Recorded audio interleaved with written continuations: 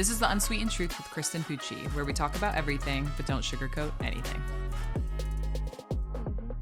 Welcome back to the Unsweetened Truth pod with Kristen Pucci.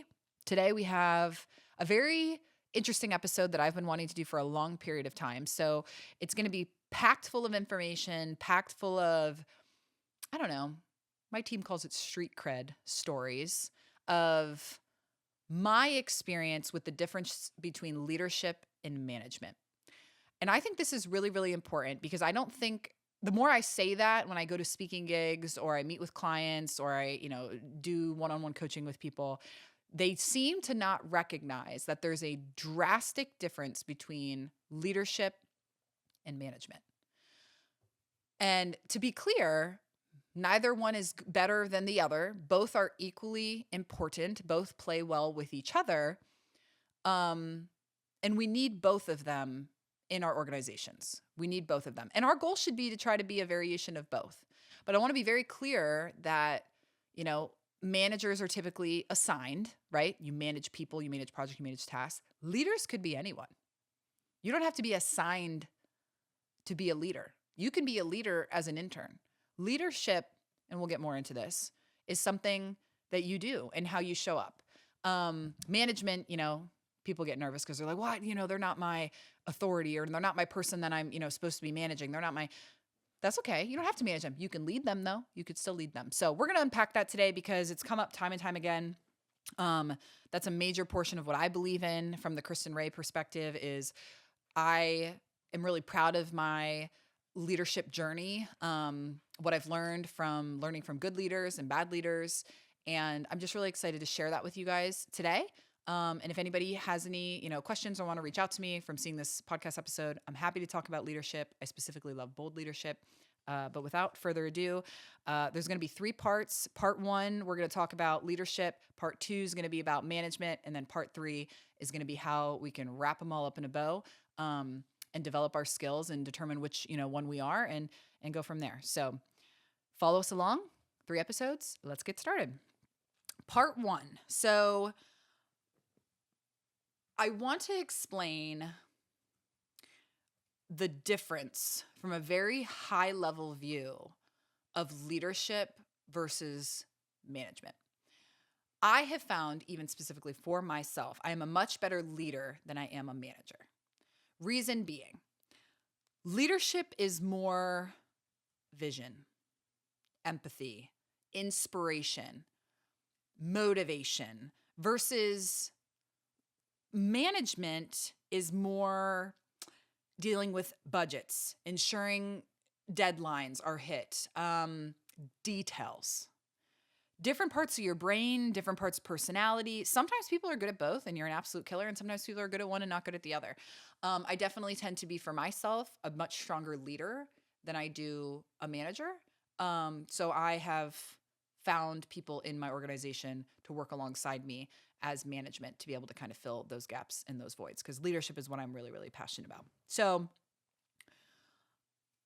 leadership, again, vision, empathy, inspiration. And for an easier way to understand is I want everybody to kind of think about either their current role that they're in or a past role.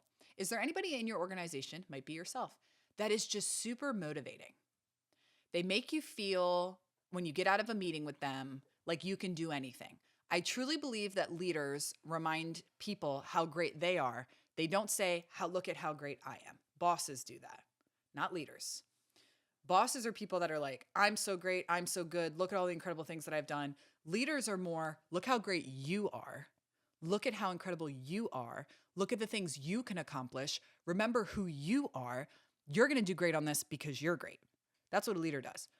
And then a manager is maybe more involved with, this is the project we have to complete. Here's the deadlines. Here's the resources we have. Here's all the different things that we need to do to accomplish this. So both together, you could imagine one person is the cheerleader. The other person is the person making sure that things are happening. Very, very important. And I want to share a story from early on in my career as to how I figured out that I was a leader. And being a leader comes with pros and definitely comes with a lot of cons. Because if you are going to sign up for leadership, I think I've posted about this on either LinkedIn or Instagram. I don't remember. My team will probably remember. But I posted something like, if you are going to sign up and become a leader, if you want to step into leadership, yeah, there's all these great things that come with it, but you also have to, you also have to recognize that you're signing up to be disliked, questioned, argued with, berated, and opposed. And so this story that I'm about to tell is from, I think it was I was probably about 22-ish when I was in this role. So very early on in my professional career, I worked at a company that had, multiple owners and eh, not healthy environment, but it's okay. That's for another podcast. It's not the purpose of the podcast today. I want to just tell this story, but I noticed very, very quickly that I was hired into like I had the word manager in my role, but I wasn't actually managing any people, which is kind of funny, right? So I was managing duties, I was managing, different things like that. So, but I very quickly, which is very common for me that I found prior to even starting my own company, I naturally kind of took the role of the protector, the provider, the motivator, the listener, the empath. I was the person that in the office kind of had like a relationship with like everybody in a sense. And I was like partially the personality hire. I know that very specifically for a corporate company that I worked at. Not that I'm not good at my job, but I also feel like I was able to bring a certain element to my character or my personality that just helped benefit the culture of the work environment, right? I helped lead things. So in this specific situation, I remember at the company, and again, we're going back many years, but I remember that my coworker at the time, she was an office manager, and whatever was going on at the company at the time, there was a lot of turnover, right? There was a lot of people that were quitting, there was a lot of people that were getting fired, and they weren't backfilling any of these roles, right? And I'm seeing this, and it wasn't affecting me so much because I had a very clear role, clear dedication. I had my own office. Borderline looking back now, I definitely received some special treatment. Now, whether that was for one reason or another, I have my own opinions on it, but I definitely was brought in at a very young age to help with a very highly responsible job. It was my job to build the franchises of this business. I had to source them, I had to screen them, I had to set them up. I had an important job. I was very much so in charge of the growth and the sales and the business development of this company. And it dealt in the creative world, so it was really helpful and kind of, definitely helpful for what I'm doing now. Now, with not hiring new people and not backfilling these roles, those tasks don't just disappear, right, guys? Like when we get rid of somebody at a company or whatever, and many of you have probably worked in places like this, the tasks just get like divided up amongst the people that are left, which is not good from a culture standpoint, leadership standpoint, business standpoint. You can't just get rid of someone and then delegate those tasks to everybody else that's still there, right? You as a leader, you as a business owner have to recognize, one, that's how they're going to make everybody feel. I mean, you can do that, but there has to be some sort of like bonus or positive for the team to do that? Is there title changes? Are they given more responsibility, increased salaries, whatever that is? But typically you either need to replace that person or are we subbing that out? Are we finding other people? You don't just take those tasks and delegate them amongst the people that are still there. It's called scope creep. Look it up if you don't know what it is. But this was happening time and time again in this office, and I was witnessing and I was watching it, and I started building a little bit more of a personal relationship with the office manager at the time because the managers, the owners of the company, they'd be gone, and her and I would kind of be working on projects together, whatever. So I started building a little bit more of a relationship with her and a little bit more rapport with her, and she was communicating with me. She's like, "I'm so stressed. I'm watching my coworker and now friend go through this very unhealthy pattern of not saying no to new things, but becoming incredibly burdened and resentful, and they're sick, right? So now she's working crazy, crazy long hours, whatever, but she can't tell these people no. She can't speak up for herself. And so here's where I learned very, very quickly what leadership is all about. And you have to recognize what you're signing up for. I remember there was a specific circumstance. I think we had a group chat that the owners were, texting her and saying like, "Hey, you're going to do this, and hey, you're going to do that, and hey, you're going to do whatever." Now, I was 22 years old. Do I think I would have handled this in a group chat now at my age? No, but that was their main form of communication. So that's how I was conditioned to communicate in this company. So they kept like, if I'm remembering correctly, I remember they sent, her more tasks. And I remember being like, "Guys, enough is enough. Like, we can't continue to just dump more things onto her. Like, she's really struggling with this. So, long story short, it doesn't really matter what I said. At the end of the day, I stood up to the owners of the business on behalf of another employee that was nervous to speak up, nervous to say no, and nervous to do those types of things. So, I remember having that conversation. I don't believe any of the owners came back into the office because you would think that that would probably be addressed. But I just said, guys, we got to figure something out because this isn't working. You know, I'm worried for her, and things are not good. So it's really funny how part of leadership, you sacrifice yourself on behalf of the people that you care about and that you're leading, right? You can lead from the front, you can lead from the back, you lead from the side. There's all these different directions that you kind of are constantly shifting depending on who you're leading. And so I sacrificed myself. Now, however many years later, the next day, one of the owners came into my office, closed the door, and said, "You're done. I'm escorting you out today." And I remember being like, "For what?" And he goes, "I don't have to tell you." I go, "What do you mean you don't have to tell me?" And he goes, I don't have to tell you. Pennsylvania is a no fault." And he starts rattling off, right? You guys have seen this. You've been there. You know when someone switches right into lawyer language, right? Right into lawyer mode, right into no emotion, straight business. He's like, "You're done." And so he helped me, which is crazy. When I tell the rest part of this, there's probably somebody that's going to reach out to me and be like, "There's something here." But we packed up my entire office. He helped me. He goes, "I'll help you pack up your office. You got to leave today." And I don't even know why I'm being fired, I guess you could say. Fired, let go, whatever language you would use there. I don't even know why this is happening. So he packs up I have a ton of stuff. I have a whole office. I got a desk. He packs it up into my car. He packs it up into his car. He drives me to my home and then helps me unpack everything from my car and leaves it all in my living room. He leaves it all in my living room. Mind you, I am a 22-year-old woman. I'm living in this tiny little apartment. My desk is in my living room. All of my decor is in my living room. Everything is in my living room. This is all a matter of maybe an hour and a half. This all took place. I learned a very valuable thing in leadership that day, that I would do that 10 times over. I would do the exact same thing. Because I've learned so much about leadership in that moment at such a young age. It is my job to stand up for other people. It is my job to protect my people. It is my job to say things when they can't speak up. That is my job. It is my job to literally be a physical, emotional, spiritual, whatever type of barrier that it is between bad and my people. That's my job. And I learned that at 22 years old. So leadership does come with a lot of really important and powerful things, but you need to recognize that there is this element that it is your job as a leader to stand up for other people that can't stand up for themselves. And even if it means sacrificing yourself. Now, fast forward, I learned a lot about leadership too from those people, right? Those people that I worked with. There was no conversation. The way we communicated, poor. The way they handled me, poor. The way they handled it after that, poor. You learn so much from people who are meant to be leaders and their lack of leadership as just as much as you learn from good leaders and their incredible leadership.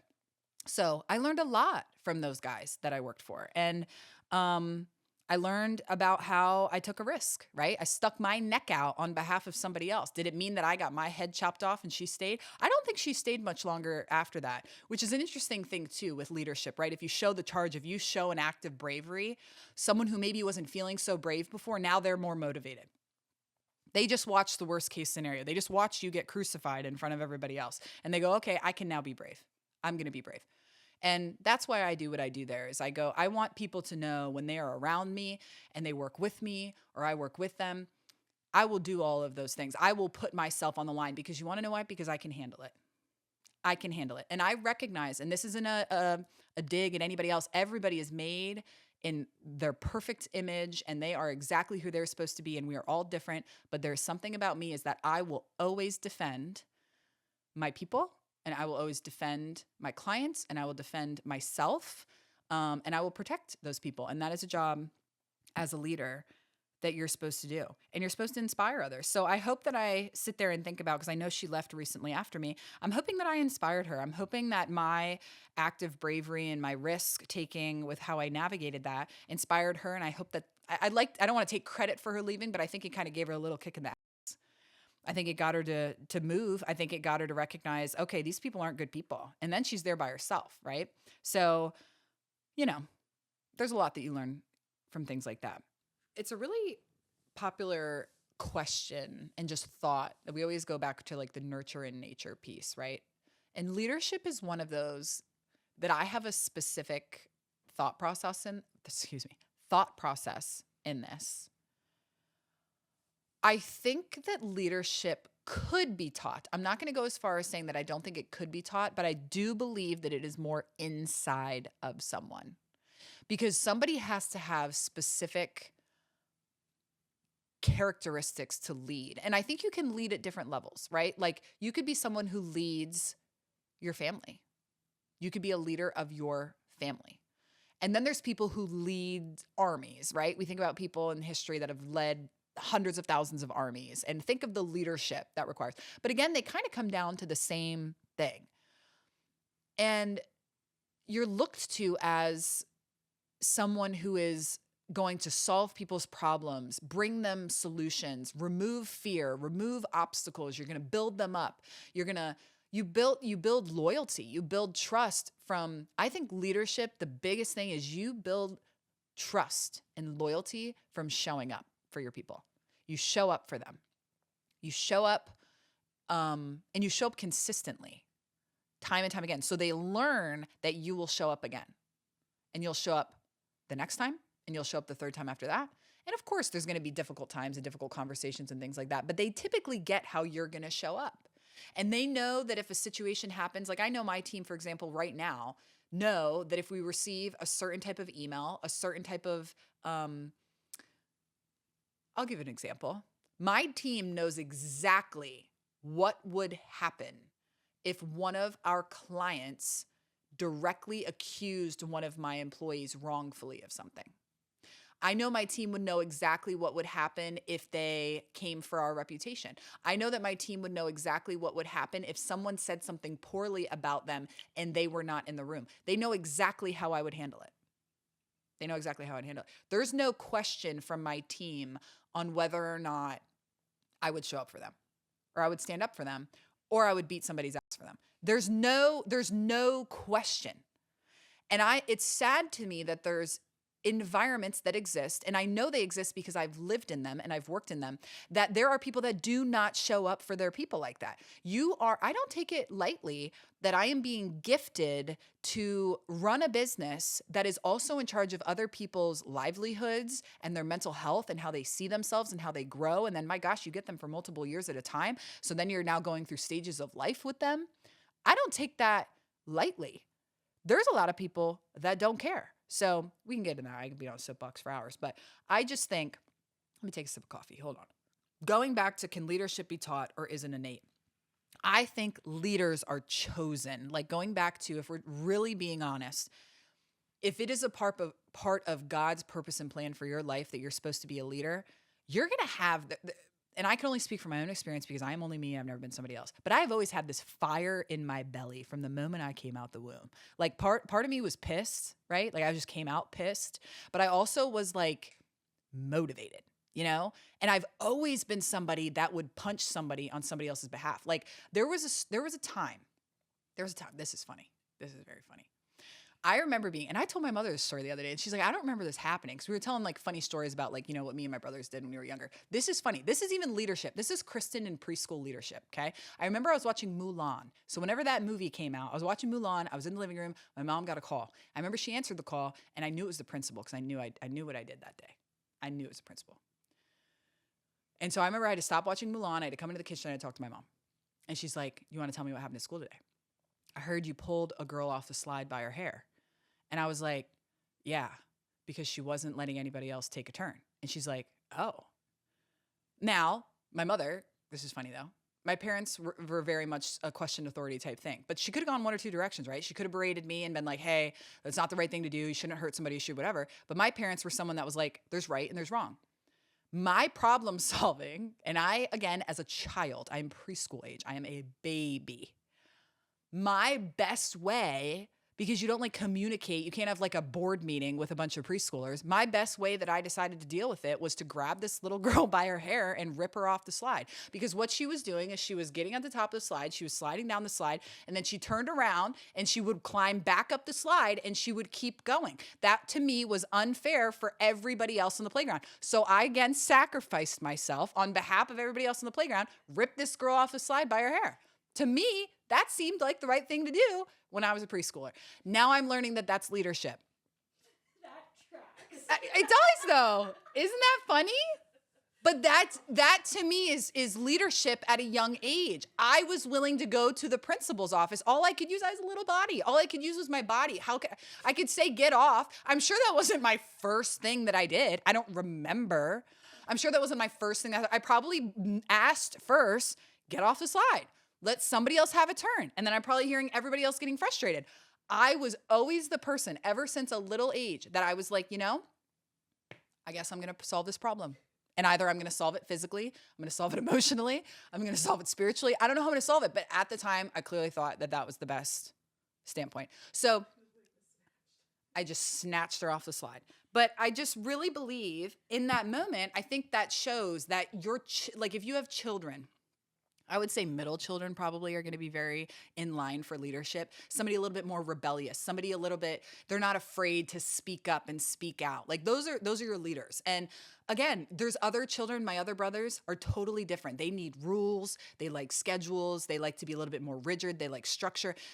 That's what they like, and that's good. And that's why we do well with each other is I'm the person who's going to lead and protect people like that. So everybody is important. Now, I'm not the person who's following schedules, so I'll probably be late on delays. I'm not going to do well on homework. I'm not going to read the book in its entirety. I'm probably going to skip through and fan through the pages. But that's because my role is more of the leadership. So I do believe that if you have this passion and purpose and fire in you, you find yourself to be more protective of other people. You find yourself to be someone who likes to defend. You think justice is important. Your values are loyalty and trustworthiness and honoring. Then that's important. And I think you should really lean into that a little bit more and go, hey, leadership might be for me. Leadership might be for me. Think about that. So I think that's something that would be good. Stories are funny, so I'll tell another story. This one actually isn't quite as funny as the slide, so just bear with me. This is my adult life, and it comes to leadership. So I have mentioned before, and I'll mention it again.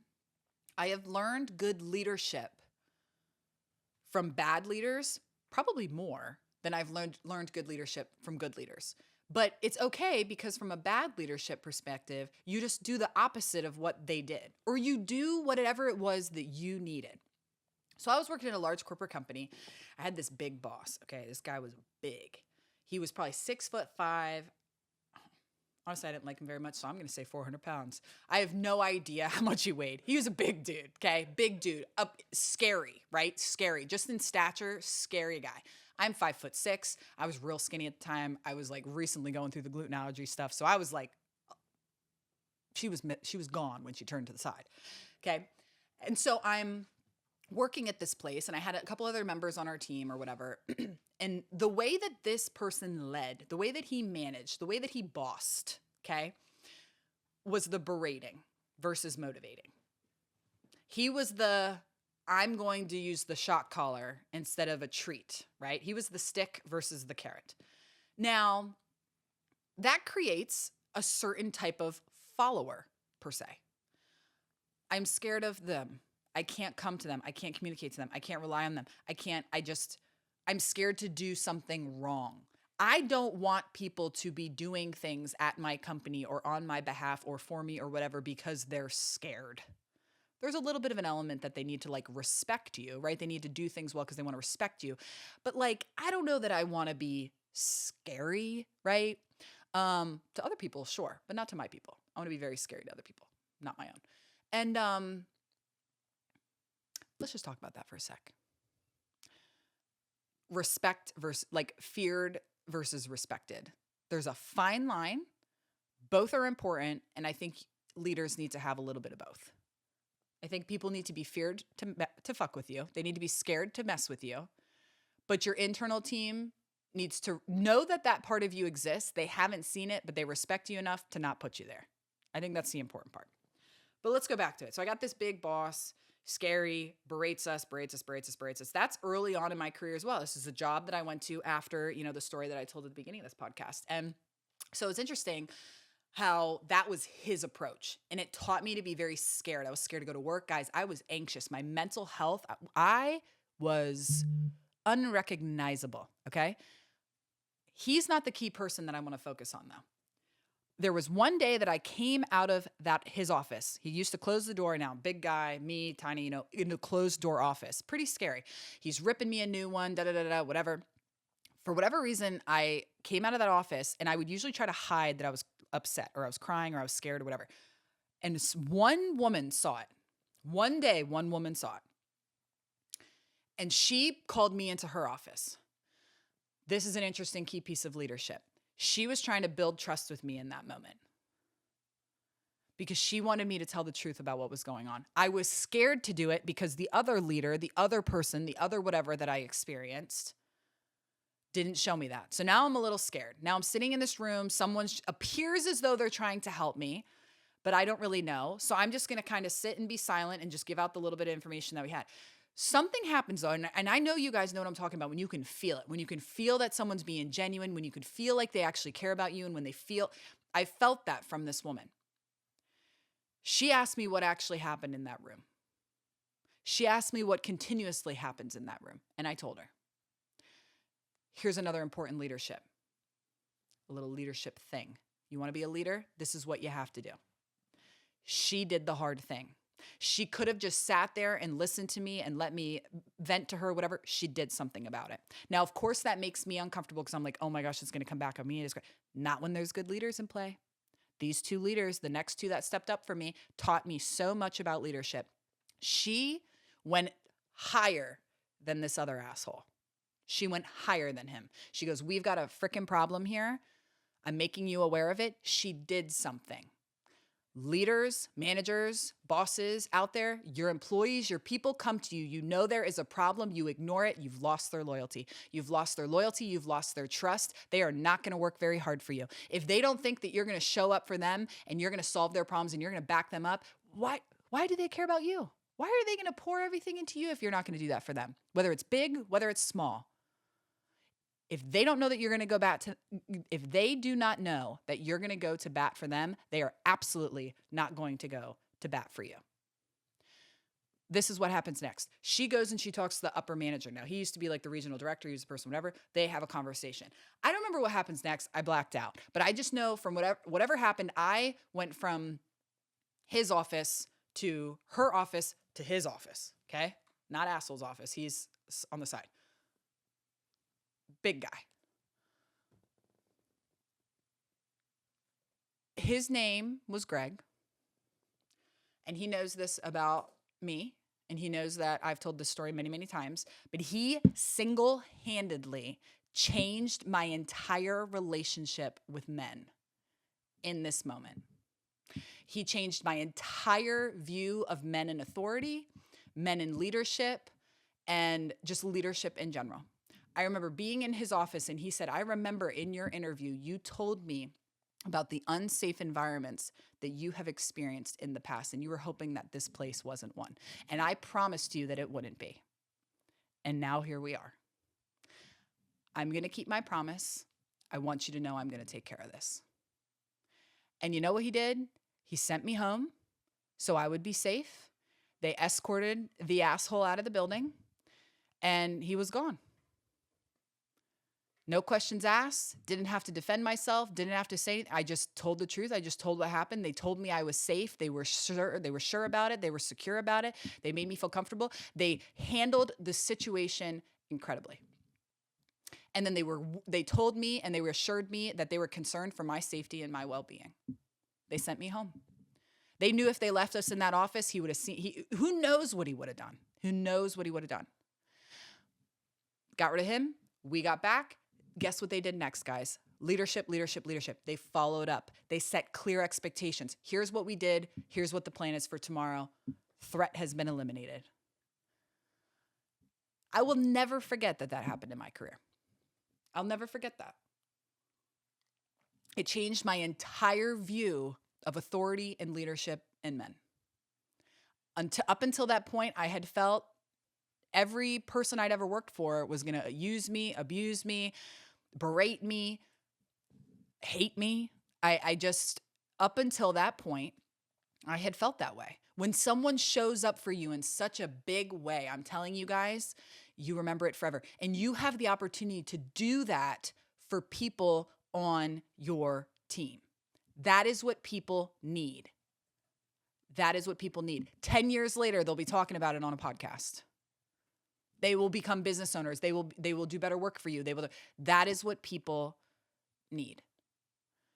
Great moment to wrap up this first podcast. Meet us over at segment number 2, episode number 2. We're going to unpack management. I'm going to tell a couple more fun stories and then go from there. I don't know. We're going to do something.